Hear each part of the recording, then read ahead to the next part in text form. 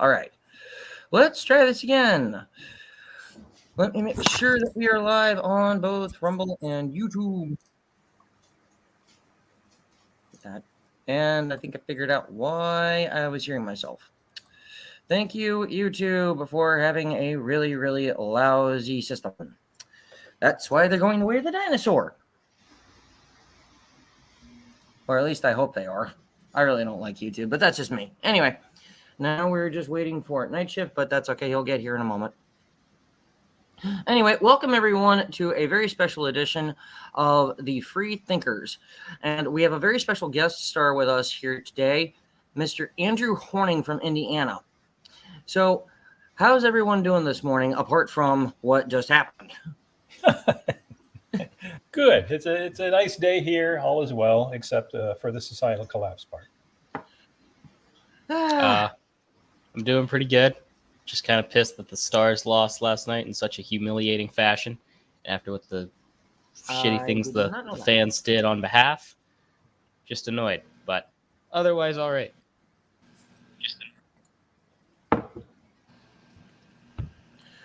Are we back up? Okay. Back up and live. Yep, we're back up and live, and I'm not hearing myself in the background this time. Yay! Okay. Once again, I do apologize, everyone, for that, and I think I figured out what went wrong, and thank you, YouTube, for having a lousy system. And I guess I could also blame StreamYard, but that is besides the point.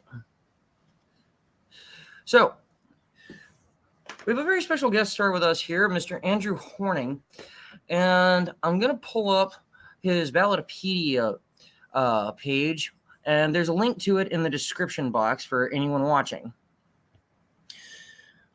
So, give me just a second. Share screen. Now, just as a matter of preference, I don't know that the Ballotpedia is the best. Do you have another one in mind? Well, either my website, my book link, any of those things would be better. Ballotpedia is it's not very complete or useful. So either horningforsenate.com or my book links on Amazon would be useful too. So Horning for Senate. I'm just typing this in here. .com. Yeah, and I've not fully set that up yet. It's got a bunch of stuff on it, but I still have the donate links don't work yet. I have to fix that.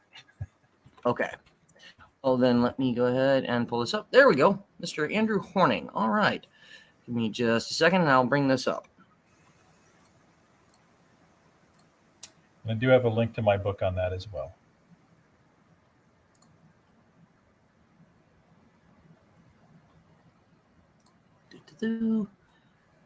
All right. There we go. And, okay. Hold on. Let me scroll down a little bit. There we go. Okay. So, Mr. Horning. Yes. You've been a liberty-minded political activist for many years. And I'm curious, how did it all get started for you? Well, like most people, I had to get pushed into it. I mean, it wasn't a particularly organic thing. I was living in downtown Indianapolis at the time. With crumbling sidewalks, and we were in a transitional neighborhood and trying to get things fixed up. And noticing how the in rich areas the streets are paved with gold and the lights always work and they don't have potholes and their sidewalks are nice. And then you go to poor areas and everything sucks. And having been what we now call a liberal, but it's certainly not liberal anymore. Having been of that mindset, I was going to say.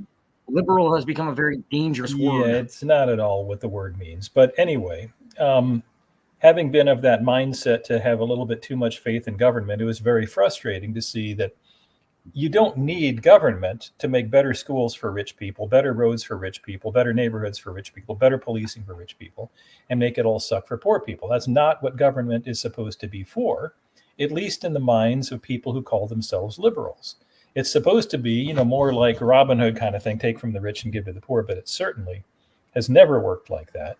and my observations of how desperately, opposite that was, and is only getting worse, it got me starting to look into corruption and things like that. This is many years ago, and then by 1993, was it, when with the Ron Brown plane crash, my wife's best friend was actually working for the Commerce Department, and she was on that plane and died. And we ended up going to Washington, D.C. And just to make a long story short, all of my notions of corruption, since the Nixon era and all of that stuff started getting a little bit more intensified. I started doing more reading than I'd done before, even getting into things like reading Ludwig von Mises, which is just about the hardest thing anybody can read. Oh, nice. And I got into Austrian economics and libertarianism pretty hard. And truth be told, maybe, personally anarchist, but understanding that you can't be an anarchist if your neighbors are not, because they're going to prop up a king whether you want it or not. And that's when, pretty much by the time I was 30, I read the Constitution, the federal Constitution, and thought, dang, it'd be nice if we could do this. And, at first it seemed like a really odd document because it was like nothing that we're doing. I mean, it just, if you read it, it's so opposite the way our country works now that I thought, what the heck? And I started thinking we really should do this. Interestingly, it took another 10 years, I was 40, before I actually read my state constitution. And then in very rapid order, I read all the state constitutions. I'm not sure. I think so far, out of all the, I don't know how many thousands of people I've asked about this, I'm the only one who's read all the state constitutions. And I don't know why anybody else would do it. It's an odd thing to do, but I did. I read them all. So I became known as a constitutional scholar. I started writing about that for the Indianapolis Star and for Indiana Policy Review. And that just kind of led me on the journey to be an activist, writer, a political candidate. And that's me today. Okay. So you mentioned state constitutions versus the federal constitution. In your research, what did you find to be the big difference between the federal government and state governments? Obviously, there's the 10th Amendment, and it's mentioned here in your book. But I want to get your personal take on this. I understand we liberty-minded people, sadly, and I like the analysis that you gave. Let me pull it up, actually. Where was that? While you're looking for that, I mean, it isn't really state versus federal. It's supposed to be one design. Now, since the founding, since the Constitution was actually ratified, and since the state constitution started getting drafted and amended, and especially right around before the Civil War, the state constitution started departing very strongly from what the original design was supposed to be. And in fact, if you read the Nevada Constitution, it's horrific. It basically says that, all Nevada citizens are supposed to be, they owe their allegiance to the federal government, as defined by the Supreme Court, not even by the Constitution. So the state constitution started getting worse and worse. The federal constitution has gotten worse too through amendment, but it's still much better than what we're doing. And most state constitutions are still much better than what they're doing. Indiana is a good example of that, where we have one of the best constitutions actually in Indiana. Maybe not as good as Tennessee's or New Hampshire's, but it's a good constitution. And yet our ballot access laws and the way we run the state is absolutely unconstitutional. Even the school system, which was Article 8 of the Indiana Constitution, was written by socialists, by the Owenites of New Harmony. And even as a socialist thing, we're not even doing it the way they had planned, which is much better than the way we're doing it. So even constitutionally, what I would think is flawed and a bad idea, it's still better than what we're doing. And that's that's basically the bottom line of all of this constitutional rule of law design. We've got a much better design than we're using, particularly at the federal level. Okay. And in fact, if there's a short answer to my book, I mean, like the bottom line, super short answer, is that we have what we are. We've chosen collectively, maybe not you and me or anybody on this call, but collectively, we've chosen exactly what we've got. We've got nobody else to blame for any of this. Okay. Certainly not the Constitution's. War Beast, Night Shift, what are your thoughts here?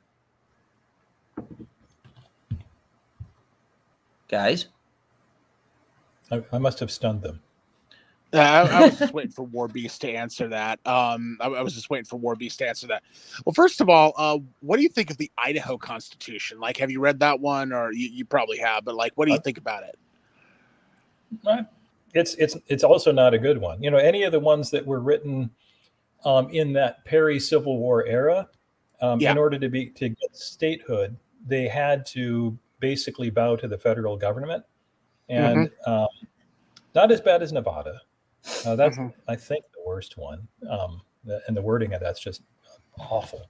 But all of them basically have been getting worse and worse. So it's, yeah. No, and I agree. The Idaho Constitution is about one of the worst ones I have ever read, and the problem is that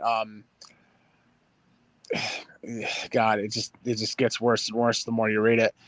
No, my personal thoughts on this are, again, as an anarchist, as a libertarian leaning anarchist, I want to believe that, rules that the citizens lay down on pieces of paper, like the Constitution, I want to believe that's going to limit the government. I really would, but it's like, once the government gets powerful and once the people become complacent, it just looks to me like it literally just becomes a piece of paper that the government does not abide by, and that when the people, you can complain to the people. I mean, that's the thing about it. I mean, individuals, they can complain, they can go to court about it, but the problem is the government favors itself, and the lapdogs of government, like the police, the judges, the lawmakers, they favor the government. And it's really more the reason why I'm an anarchist, is because the government becomes the middleman in between all of the different services of, because the services the government provides, like policing, the military, garbage pickup, education, they can all be better provided by the private sector. At least from what I've seen, they can be better provided by the private sector. And the problem is that once the people become complacent, once the people become comfortable, they're basically going to be like, I know what happened to you was a problem. I know your rights got violated, your constitutional rights got violated, but, not my problem. Herpa-derpa-derpa-der. And so it's just. Well, let me push back on that a little bit. First of all, my first book actually was about it's a fantasy story, and it was about a highly functional anarchy. And, it was kind of like a funny version of Atlas Shrugged, maybe.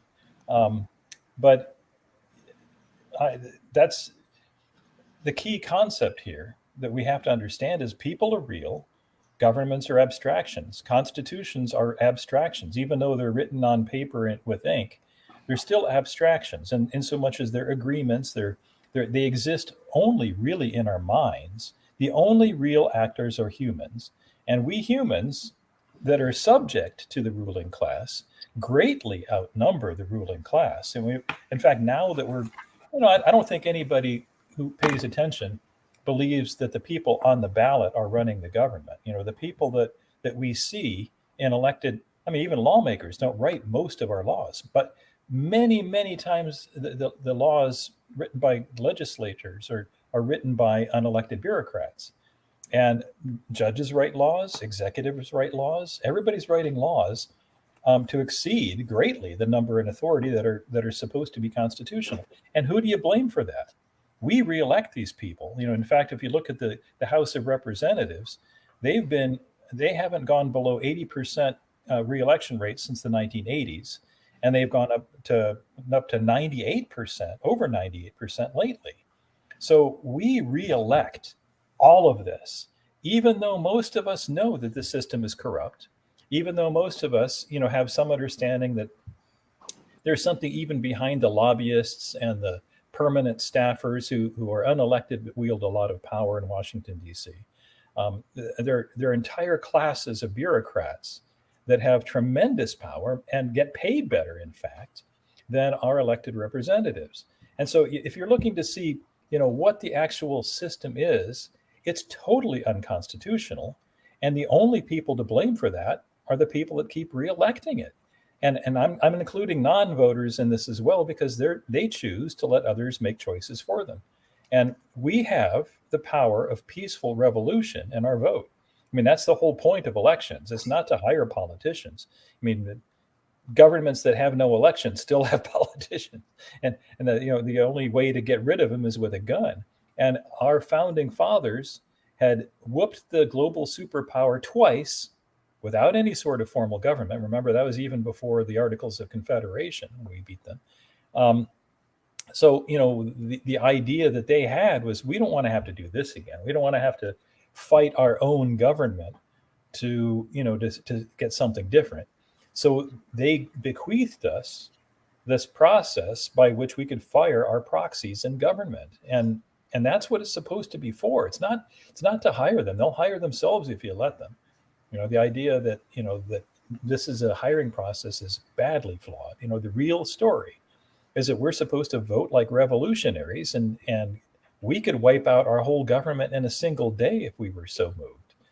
The point in my book, really, the fundamental point, like I was saying before, is that this is who we are.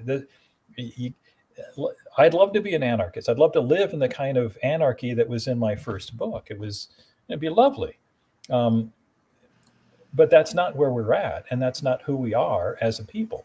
Our culture is the problem with our government, because the government is just our avatar. It's just a reflection of who we are. It's our choices. It's our delegation. It's our complacence, our compliance, and ignorance. And if you want to look at it in terms of the classical religious terms, our sins are what's amplified and reflected and embodied by government. Our sins against each other, our sins of, complacence and sloth, all of that stuff is what is, the dumber you are, the more complacent you are, the bigger your government and more authoritarian it's going to be. And you can see just what has happened as we've lowered the voting age, and as we've, allowed it, we've made it so easy to vote that it's easy to cheat. And then actually in 2004, my campaign team documented election fraud, and it was very significant. And yet, even things like the Box 13 scandal of LBJ, where 200 and some odd people voted in alphabetical order for LBJ, and LBJ himself joked about it. We've done nothing about it. And so the fact that we've got all of these problems that everybody knows about, and when the Republicans, steal an election, then, Democrats say that, our elections are corrupt. When the Democrats lose, and they say the Republicans stole an election. The fact is, all of this is corrupt. We all know it. And yet we don't vote for anything different.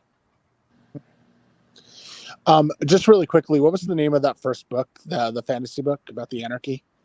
That one is called The Truth About Excelsior. It's beautiful. Yeah. And so it's, I'd like to think it's fun. I'm told it's funny and fun. That was my intention.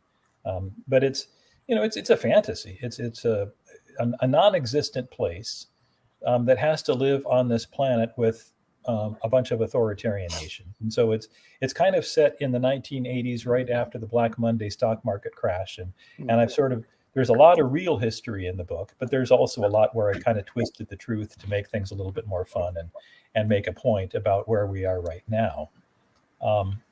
So I think it's a useful book, and in fact, I even have a chapter on monetary theory in it. So it's a full anarchy book, but Nice. It's also kind of an anti-war statement and anti-authoritarian. Nice. Actually, that does kind of remind me. Again, and I was talking to you before all this started.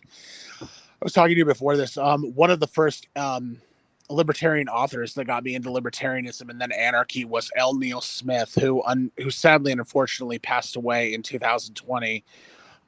He was the author of a book called The Probability Broach, and it was another kind of science fiction fantasy book. He used it as a platform for libertarianism, and I would definitely suggest reading it because it is an incredible read. It's about uh, two alternate dimensions, basically like multiverse theory, and it's about two alternate dimensions. Neither of them are ours. One is worse than ours right now, and one because its government is so overgrown, its government is so humongous, and it's being ruled over. He was elected as president, but he's a tyrant.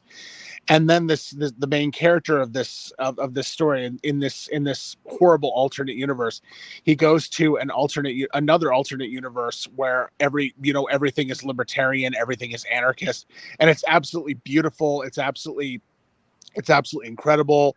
The people there are free. It's extremely technologically advanced, like what you were talking about.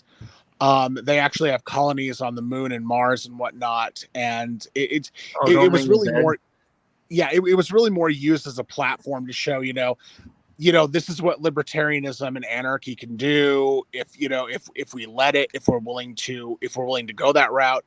This is what it can do. And what you're talking about, your book, it really reminded me of that. It really made me think about that. So I just wanted to mention The Probability Broach. And I would definitely say if anyone here or anyone listening wants to do a good read, that's another one. That's another one that's really good. So I'm just throwing that out there. Frankly, there are a lot of science fiction books and even movies that are of a libertarian or even anarchist bent. Like Heinlein and Heinlein was fun to read. Oh yeah. There's that one movie that was based on a book. I'm blanking on the names right now. I think it had Sylvester Stallone in it as a cop from the past who gets Demolition Man. Demolition Man. That's a very libertarian movie. It is. And so you think about what a lot of people have used literature for, and music and it's for both authoritarianism and libertarianism, and those are pretty much the poles. There's a lot of that out there. That the issue is right now we have an awful lot of people who talk like Patrick Henry, but they vote like Pee Wee Herman, and so that they say I'm going to get my gun and I'm going to shoot the government, but no, actually what they're voting for is a bigger, stronger government that they're going to have to fight, and you're not going to shoot your way out of this if you're not even going to vote for it. So, we've got all the power we need, and the people who are talking tough they're looking to blame somebody other than themselves. And we really have to stop that. If we want to make any progress, we know enough. I have spoken to enough people over the course of the last 30 years, my activism and running for office and all of that stuff, to know that we have the numbers to win. Liberty could win if people would only vote the way they talk. And we don't do that. We keep, voting for this unconstitutional. In fact, let me just, back up. As far as what's on the screen right now, that donation link doesn't work right now. I have to get that set up. No.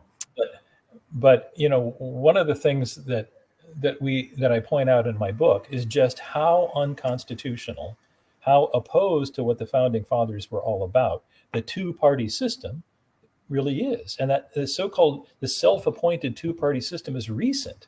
We didn't have it, and we still don't really. But after World War II, when like the socialist parties and others, they started declining because of what happened during World War II, and socialism had a bad name back then. Because remember, back then we still thought the Nazis were socialist, and socialism, fascism, communism, they're species of authoritarianism, and so. Some of those parties kind of died out, and that left the Democratic and Republican parties in the catbird seat. They started writing themselves laws that excluded other parties, and particularly ballot access laws. And by the 1970s, remember, we didn't have political primaries. Primary elections started, they started getting rolled out mostly in the 1970s.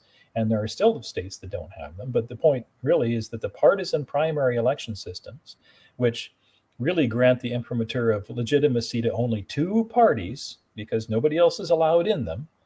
They exclude everybody else. They allow the major, the so-called major political parties. It's actually called that in the Indiana and several other constitutions, MPPs. They're allowed more money. They're allowed to be in the public eye sooner. They're allowed to have precinct committeemen. We're not allowed to do that in Indiana for third parties or independents. And it's so hard for an independent to get on the statewide ballot in Indiana, for example, that nobody's done it in decades. And lots of people have tried with a lot of money. And so the unfairness of the two-party system, the entrenchment of those two systems of really they're puppet shows. I mean, and I don't think anybody, fools themselves into thinking that even the parties are controlling the two-party system. They're not. This whole puppet show is totally unconstitutional. And for us to see who's really, running the government, we have to look past it. And I think we've had enough revelations about the CIA and FBI and so on lately that there really isn't any excuse for not knowing that. And if you guys want to read a book that'll, it's actually a 2-book series, big fat books by, what was his name? Whitney Webb. It's called The Blackmail of America, I think.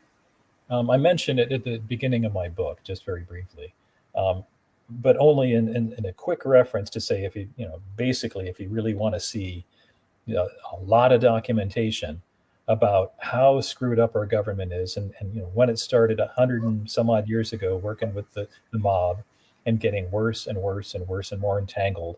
I mean, Whitney Webb started, her goal was to look behind the scenes at the Epstein suicide, so-called suicide, and see what that whole network was about. And she kept pulling on threads and finding more and more things from, our global network of crime and extortion and blackmail. And it's been going on for a long time. And politicians have been, under the thumb of this network.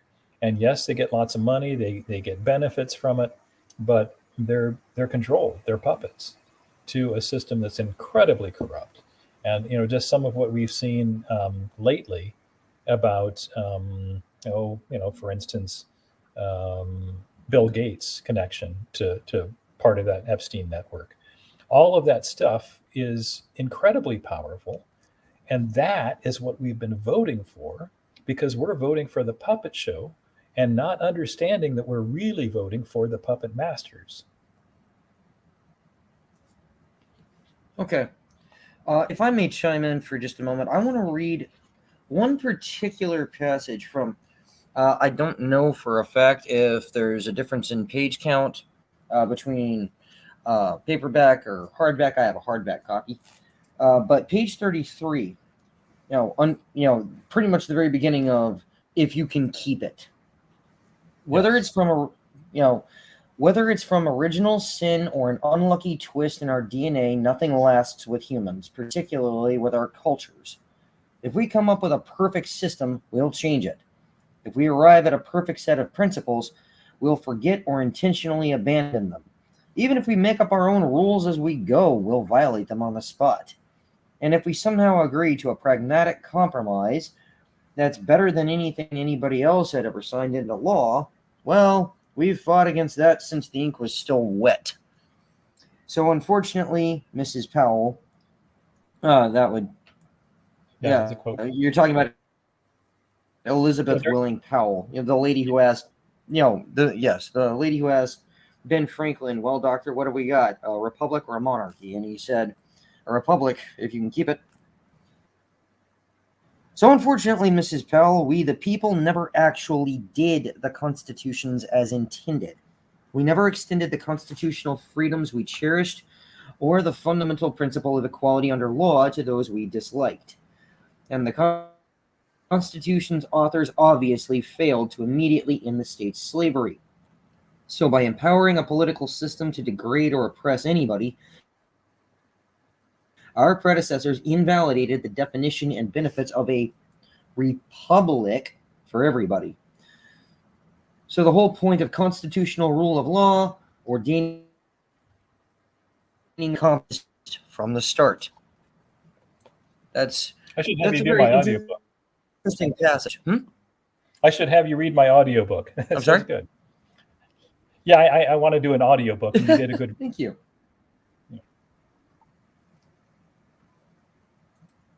Yeah. Well, that's That can be arranged. That can be arranged.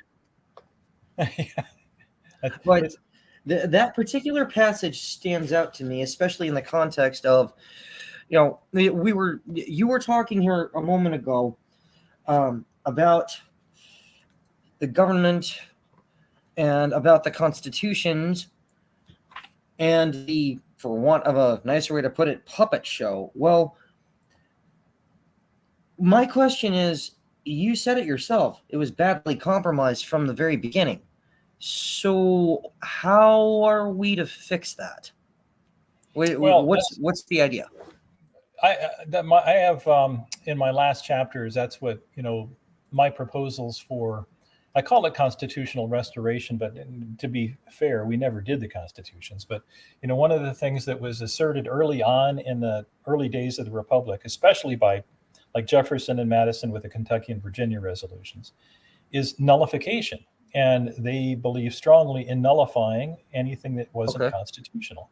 And so nullification is the proper remedy for unconstitutional actions, agencies, laws, debts, all of that. And in fact, that's coming up with that so-called 14th Amendment defense of an apparently limitless, budget ceiling.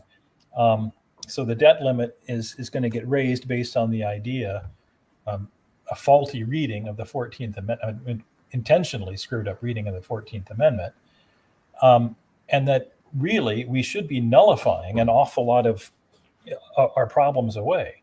And so I have some resolutions and some plans for even an amendment for immediate nullification, or even like over 10 years. I mean, a lot of this will take a while to peel away. So I've written proposals in the back for how we get this straight. And then, in fact, I've even used some proposals from other groups, like Read the Bills, Write the Laws. That's from, I'm blanking on the name of the group now. But anyway, there are a lot of good ideas out there. We're just not doing any of the good ideas. And we're always nullifying stuff anyway. Nullification has always been taking place.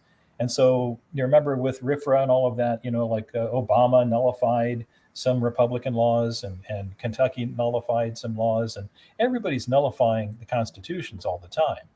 So nullification is not, as you might read in Wikipedia or something, an untested or rejected concept.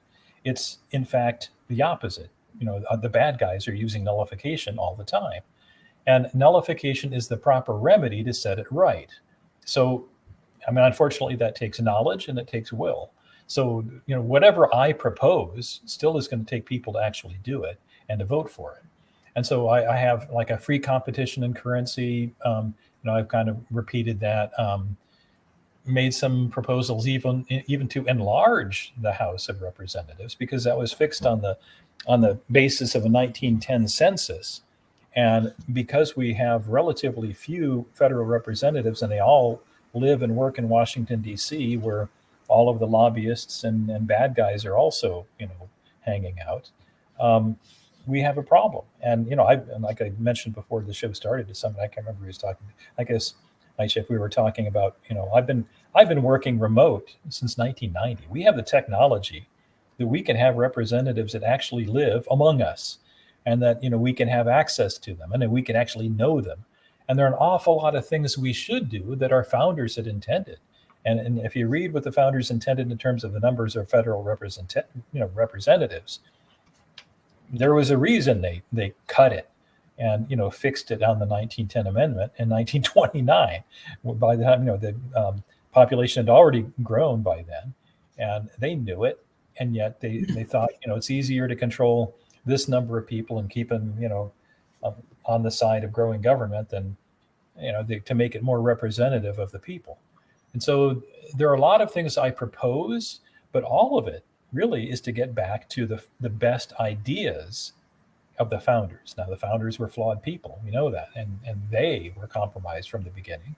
They compromised the compromise, which is what the constitutional contract really is. It's a compromise, and it's a compromise between states who wanted slavery and states who didn't want slavery. It was a compromise between the Federalists who wanted a bigger government than the Anti-Federalists, and there were some Royalists thrown in there too. So it was a compromise.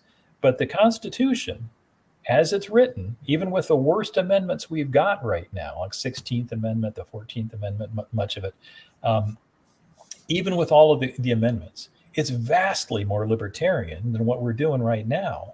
And no, it's not anarchy. It's certainly not. It's a very strong government, but it's way weaker and more focused. And I think that's the key. And that you can have a strong government that doesn't do very much, and it's only allowed to do certain things. You think of it like a junkyard dog. You want a junkyard dog to protect your junk, but you don't want a junkyard dog to educate your kids or to, take care of your grandmother. So, the focus of this immense, dangerous, inherently deadly power is also critical. And we've given up on all of that. And, you think about how the design of the Second Amendment was not about guns. It was not about guns. And people get that so wrong. It's about, taking personal responsibility of violence of our government. And that was because of the militia system was supposed to make us more like Switzerland or Israel in terms of military organization than this, global permanent warfare state that hires young kids to do the bidding of our rulers. If we had a militia system where old guys would have to go to war too, we wouldn't be voting for endless wars overseas. We wouldn't be doing this kind of stuff. And so, the design of the Constitution is badly misunderstood by most people. There's a whole design to it that it's beautiful, really, in terms of, it's a compromise, but it's a functional compromise if we would actually do it between the people who want, a strong government and the people who want, well, frankly, no government. Because in most cases in our daily lives, we should not see the federal government if it was truly federal and if it was constitutional. So it would be, in a sense, a relative anarchy, because it would almost never apply to actual living human beings at the state, local level. In our personal lives, we would only see the federal government if we violated one of arguably 6 laws that are constitutionally set against citizens. So unless you're going to be doing counterfeiting, unless you're going to be a pirate, you're going to be against the law of nations somehow. Unless you're doing one of the specific things that citizens can violate with the federal constitution, you will never see the federal government. That's how it was supposed to work. And state constitutions were supposed to be much more relevant and much more easily controlled at more local levels than the federal government. And so it was supposed to be a distributed network of political powers with very little happening at the federal level, and frankly, very little originally happening at the state level either. So, okay, not anarchy, but it was very limited government. And that was the whole point of constitutions, to put a leash on our government so that we didn't have to wear the leash. That makes sense?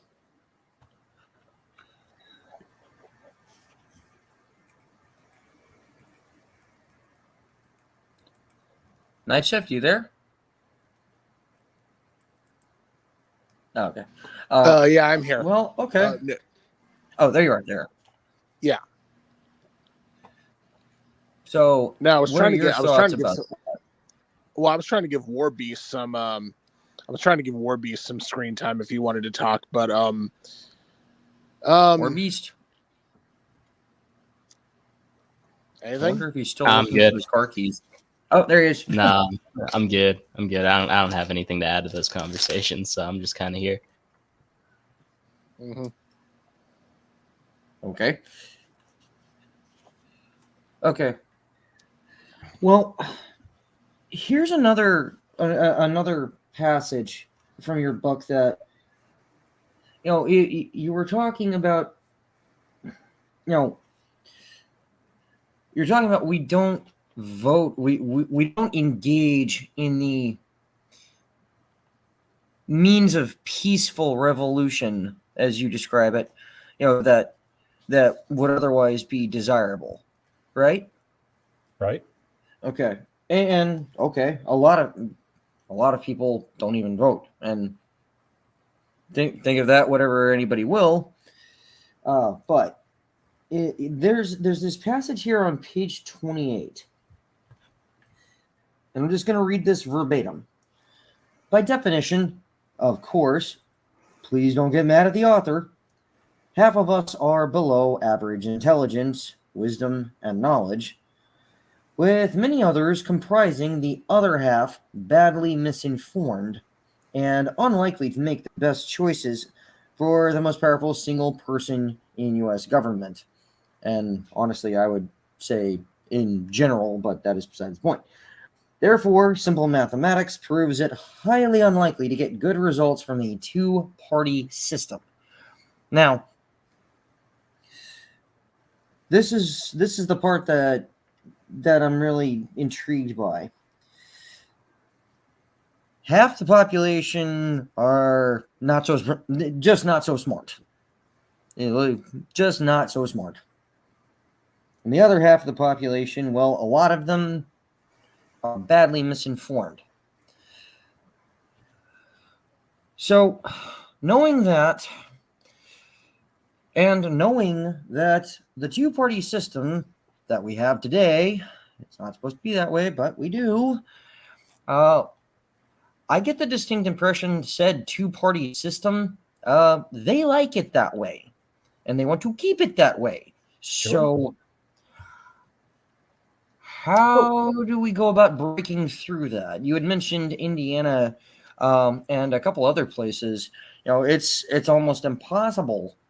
I say almost, but it's very, very difficult for, I guess, what anyone else would call a third-party candidate to even get on the debate stage. Well, yes and no. I mean, I have to say that in every state, there are other candidates besides the two-party system. And that's, I'm doing it again in the next elections. In 2024, I'm hoping to be the U.S. Senate candidate for the Libertarian Party. And the Libertarian Party has ballot access. And they're going to have candidates in every state of the union. So they've done this many times where they've had a presidential candidate and they've had other candidates at local level. They have lots of candidates elected. We had briefly had a libertarian in the U.S. House of Representatives.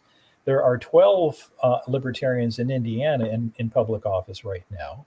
Nobody knows it, but it is possible to vote for Green Party, Libertarian Party, and independents, which, independents happen at the local level too. And there are a lot of nonpartisan races, like school boards and other things like that have independents actually winning elections. So it can happen. What the frustration is that most people don't know this, and most people wouldn't vote outside their habits anyway. And that's where I think in that discussion, that section you were reading, I was really talking about the Electoral College. Yes, but I think that particular statement, the general idea that about half of the population are below average intelligence, wisdom, and knowledge, and a lot of others in the other half are badly misinformed. And that's where, I'm seeing a good bit of difficulty if, you're going to break through, so to speak. Well, once again, there's no solution to having a bad populace. We have to get smarter. We have to make better decisions. Our government is us. And so until we get better, nothing gets better until we do. And so there's no getting around the fact that that section you just read is why we don't have anarchy. I mean, if men were angels, no government would be necessary. The fact that we are not is why we have a big, the further we get from being angels, the bigger and nastier our government is going to be. And that's just the way it is. And but the government aren't angels either. They're just people.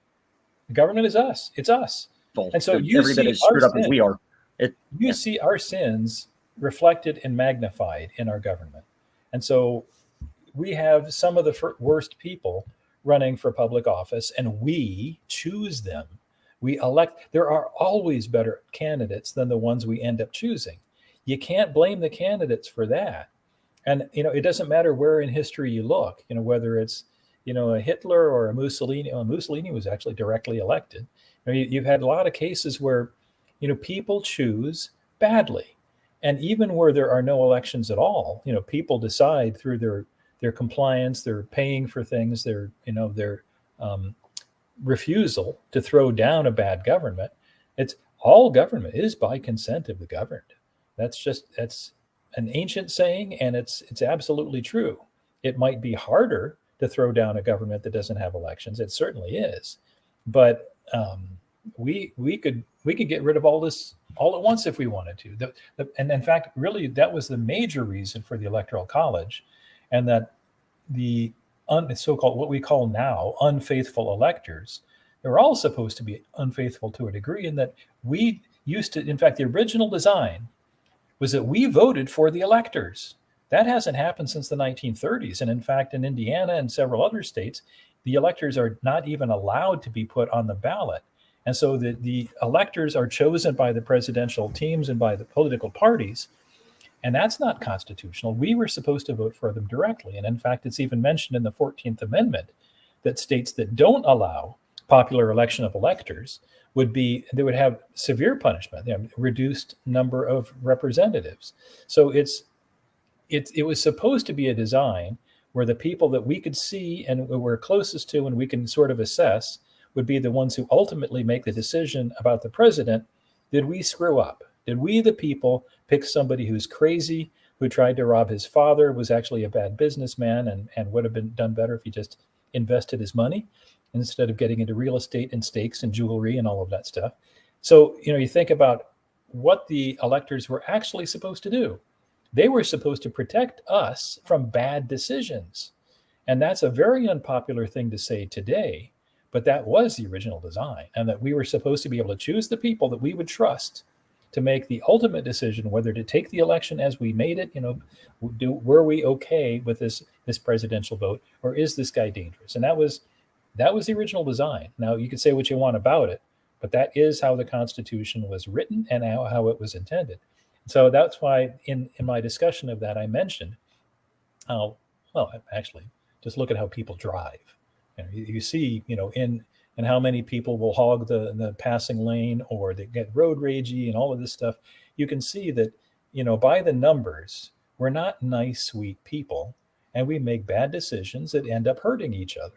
We hurt ourselves. We make self-destructive decisions. So that's one of those things that, whatever system you come up with, it's going to fail if we don't get smart and have a better culture. And that's, not that I want to bring up the Bible in any kind of religious sense, but there was a time when the founders, many of whom were not Christians, in fact, even George Washington always left the church before they gave communion. Who knows what that was all about? And you had people like, Jefferson, who edited the Bible and made his own version, cutting out the parts he didn't like. A lot of these people were not really religious. They were not Christians, but they understood one key thing. If there was a book in the house, it was the Bible. And the people, if they knew anything about any sort of system of morality, they knew about at least, the 10 Commandments, basic systems of don't steal, this kind of stuff. And without a common set of principles upon which to base a country, the Constitution wouldn't work. And they all said that, and they believed it. And if you think about where we are today with every aspect of human existence, even, our gender, our, whatever you're talking about, we're trying to upend the family. We're trying to upend everything like traditional sets of morality, where, stealing, all of this kind of stuff, depending on who's doing it, it's okay. And if you have no system of common understanding of language, where our words are being twisted around, so something like Patriot Act, oh, that sounds good. That must be, that our language, our customs, our culture Hey, is Fed boys, leave us alone. Yeah, well, what in our traditional set of behaviors, in terms of what is allowable, is there anything firm we can say about our interrelationships. Now that we're talking about, it's okay to have sex with young people, with kids, and you're allowed to do things with children that, we don't let them have guns, we don't let them drink alcohol, we don't let them do that, but we allow them to get surgery on their bodies that will make them medical patients for the rest of their lives. And with terrible, more higher risk of stroke and heart attack and all of that stuff. So all of these things, you can say what you want about them, but the bottom line is we don't have a commonality of understanding between us to make a set of unwritten rules work. So all of our rules now have to be written down such that, they're going to be changing all the time. Nobody can know all the laws. We have so many laws against so many things, and so many laws that, mandate, prohibit, tax, subsidize. It's all managed from the top down such that what you think from the bottom up, what you are as an individual, doesn't matter. There is no individual. There is only this great collective now that is determined by the people at the top. And they decide, you're going to get this injection, you're going to get this implant, you're going to get, whatever this the new thing is going to be for controlling us, you're going to get it. And that's where we're heading. The CBDCs, that's not a monetary system, that's a control system.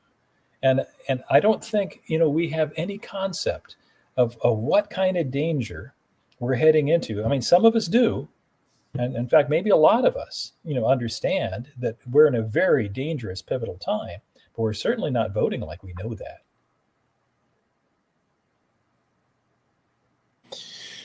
So I've got a question. Would you agree with Ted Kaczynski on when he made his statement that strong men create good times, that their cycles, basically, it's like strong men create good times create weak men create bad times, and then bad times create strong men, or something? I mean, would you agree with that? That wasn't Kaczynski who came up with it, thankfully. Otherwise, I'd feel badly about agreeing with it. But wait, who was the one that came up with that? That was G. Michael Hopf, those who remain. Okay. Those who remain. So the quote was hard. In fact, I put it in my book. It's in there. That exact quote. It's a 2016 science fiction fantasy kind of book. And the quote was, hard times create strong men create good times create weak men, and weak men create hard times. So there is that cycle. Now, to a degree, I agree with that.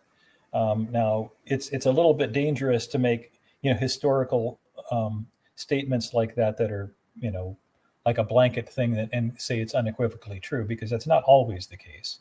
But that is, as a generality, that is correct. And we have had generations of exceptionally good times because we had people who had an exceptionally hard time overthrowing their own government and trying to create a new one, and going through cycles of rich and poor and giving up everything initially. But, we've had lots of cycles of hard times where we still had weak men doing, we've had, it's not like we've ever really gotten strong from hard times. And in fact, there are cases, I would argue, I can't remember, there's a quote by John Adams, something along the line of, I need to teach my children now, war, so that they can teach their children art and music, and then they can teach their children basket weaving, and then they can teach their children, women's studies or whatever. And so there was this idea that we would somehow transcend our animal behavior, and we would somehow rise up and become, spiritual, wonderful beings, kind of like the Übermensch idea of Nietzsche. And that doesn't happen. We don't transcend. We don't change our nature. We humans have an elemental, follow the alpha kind of a tribal nature. And if we don't understand that, we screw up. And so while maybe one person learns in their lifetime many things, we as a culture keep forgetting the lessons of history. And so, by the time you get, you end up learning all that you need to do to become a good citizen, you die not too long after that, and you get replaced by people who don't know anything you know. Mhm. And so there's a problem with the idea of thinking that, it's something simple like hard times make strong men, because doesn't really work like that all the time. As a generality, it seems about right, though. Okay. Don't know why I thought that was Kaczynski that said that. I don't know why I thought that was Ted Kaczynski. Huh. Yeah. Well, it's a quote that I've seen, going around the internet for a while, but it's from a book that actually is fairly libertarian. So it's another one of those science fiction kind of books that makes some good sense. What was the quote again? Hard times create strong men create good times create weak men, and weak men create hard times. Was that the quote? Yep. Yeah. Yeah, that's G. Michael Hopp from Those Who Remain, I believe. Yes. That's what I'm reading here. Yep. Okay. Well, by the way, we are just a couple minutes to the top of the hour. I don't know what everybody's time frame is for this morning. So I'm gonna have to leave. So okay. Then we can go ahead and begin to wrap this up. I do want to say thank you very, very much for your patience from earlier. I'm sorry about the technical difficulties. Yeah. Sorry about that. But more to the point, thank you very much for coming on and having this discussion with us. Sure. I very much enjoyed it. You, Warbeast, Night Shift, y'all got anything? No, I enjoyed it too. I thought it was a great conversation. Yep, same here. Thank you so much for coming on and speaking with us. Yeah. Very appreciated. Sure, my pleasure. With that being said, does anybody have any closing thoughts? Mr. Horning? I'll let the other guys talk a little bit. Okay, go ahead, guy. My only closing thought is taxation is theft and government is evil. Thank you. Yeah, but my only counter to that is we chose it, and and there are those among us who say we need more taxation. Sad but true. And that that we are evil and the government needs to control us.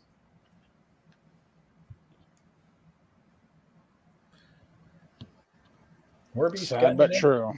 Sad but true. Yeah. Very sad. Warbeast, you got anything? No, sir. Can't say I do. All right. Well, once again, thank you very, very much for this discussion, Mr. Horning. It was very enjoyable. And by all means, please don't be a stranger on social media. And with all of that being said, this has been a special episode of the Free Thinkers with a very special guest, Mr. Andrew Horning. And until we see each other again, as always, live free or die trying. See ya. Have a good one. Same to you, sir.